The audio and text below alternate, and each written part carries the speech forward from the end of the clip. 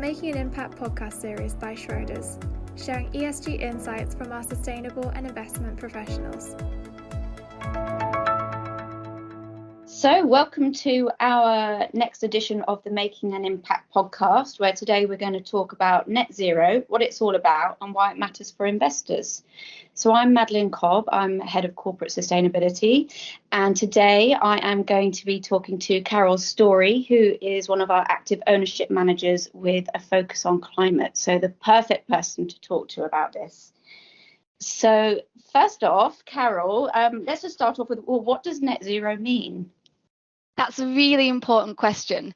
So the end goal of net zero is to not add further to the amount of greenhouse gases in the atmosphere. Now, when we're looking at different companies' climate commitments, it can actually be quite confusing as net zero, the term, hasn't been clearly defined, and many companies are using other terms like climate neutral, which actually has a slightly different meaning. There are organisations like the Science Based Targets Initiative that are working to provide a much more solid definition and criteria around this term.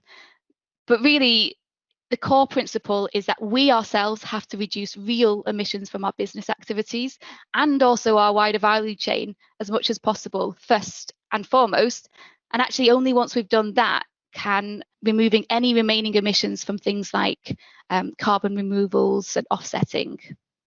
Thanks very much, Carol. I think that's really important to clarify a little bit around the net zero definitions because it can be confusing. So why does net zero matter to us? Why is it an important issue? Well, there's widespread scientific and political consensus that the impact of rising greenhouse gases on our climate is going to be very severe. The climate agreement goals are to limit global warming to well below 2 degrees, preferably 1.5 degrees compared to pre-industrial levels. And our own analysis shows that the climate transition can affect financial markets. Physical risks such as increasing frequency and severity of heat waves and floods, and things like transition risks from changes in regulation and disruption in new technologies can actually increase the cost to companies and could decrease company valuations if they're not managed well. On the other hand, there are business opportunities for companies if they are well positioned in the transition to lower carbon economy. And at Schroders, our role is to protect the capital of our clients from these risks and really to take advantage of those opportunities. Thinking about what companies can do, I mean, how do they achieve their net zero goals then? Yeah, that's a great question. And actually, what a company needs to do depends very much on the sector. For a simple peoples-based business, it might be about switching to renewable electricity. It could be about renting green building space and reducing business travel. For a utility, it might be about decommissioning old coal plants and building up renewable capacity. But actually, there are many sectors where it's a bigger challenge. For example, heavy industries like cement will rely much more on technological innovation to decarbonise their business. But actually, what all companies can do is get started by making a commitment to become net zero by mid-century, by setting targets covering their emissions from their operations, but also their wider value chain, and publishing a detailed plan setting out how they're going to reduce emissions and meet their net zero goals. Maddie, can you tell us about what Schroders is doing? We're really sort of proud to say that those core asks you have of other companies, we are doing ourselves. So we have set science-based targets, which have been recently validated by the Science Based Targets Initiative, which is a great achievement for us as a financial institution because it does cover our finance activities as well.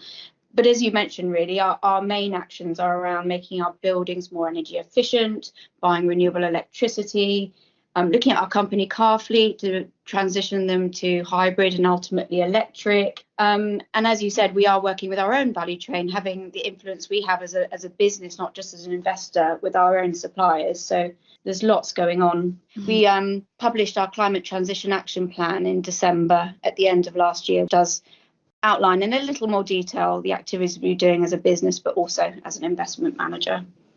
So back to you, Carol.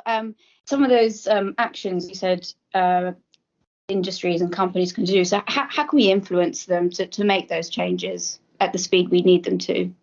I don't think there is a part of Schroders that isn't contributing to our net zero goals. And Maddie, you've just mentioned some of the steps that we're taking in our operations. On the investment side, there are actually 3 parts to our plan.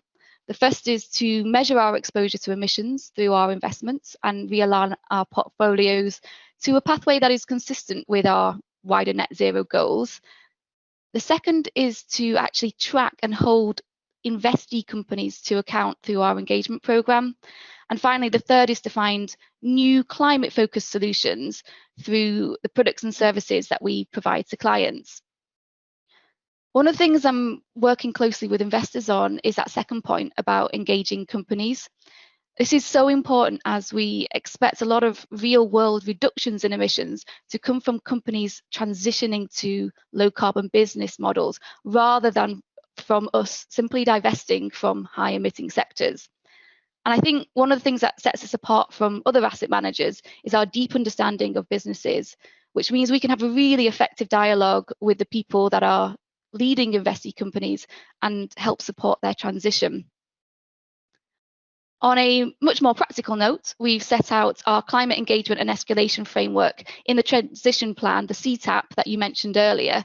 This covers what we're actually asking companies to do, how we're going to prioritise companies for engagement, how we'll measure our progress, how we'll vote in AGM season, and actually what we will do if a company can't or won't transition. Brilliant. Thank you, Carol. I mean, you've given us, I know, a small insight. I know there's an enormous amount of work going on across a real breadth of the business. So it sounds really busy, but really exciting. So good luck to you and everyone in trying to achieve our goals. Thanks very much. Thank you, Maddie. This is prepared by Schroders for information and general circulation only, and the opinions expressed are subject to change without notice.